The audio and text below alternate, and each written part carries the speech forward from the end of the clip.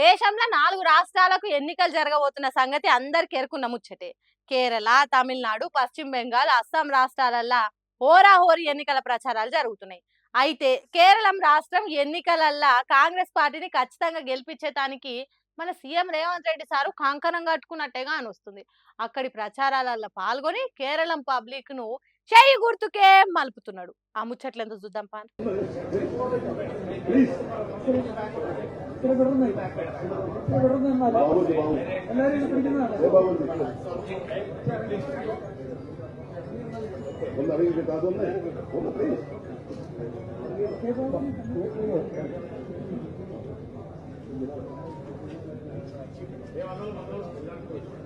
CM Revanth Reddy sir చేతుల మీదుగా Kerala Congress party manifesto విడుదల చేస్తున్నారు అక్కడ లీడర్లు.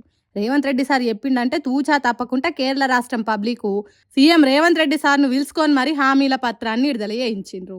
ఈ వీడియో చూసి కన్న తల్లికి బుక్కెడు బువ్వ పెట్టలేనోడు మరమన్న తల్లికి బంగారు గాజులు చేపిస్తా అన్నట్టే ఉన్నదని ఈ ముచ్చటను చూసి మీరు మనసులో అనుకోండ్రి కానీ బయటికి చెప్పకుండ్రి. ఎందుకంటే ఈ నడుమ హేట్రేట్ స్పీచ్ అనే చట్టం ఒకటి తీసుకొచ్చింది కదా సర్కారు, కాబట్టి పైలంగా ఉండుండ్రి. ఇక్కడ చెప్పిన 6 గ్యారెంటీల సంగతి గాలి కొదలబెట్టి కేరళ రాష్ట్రం పోయి 100% ఈ మేనిఫెస్టోను అమలు చేస్తామని మాట్లాడితే అక్కడి జనం నమ్ముతారు కావచ్చు, కానీ తెలంగాణ పబ్లిక్ తెలుసు కదా ఎన్నికల తర్వాత ఏం జరుగుతుందో.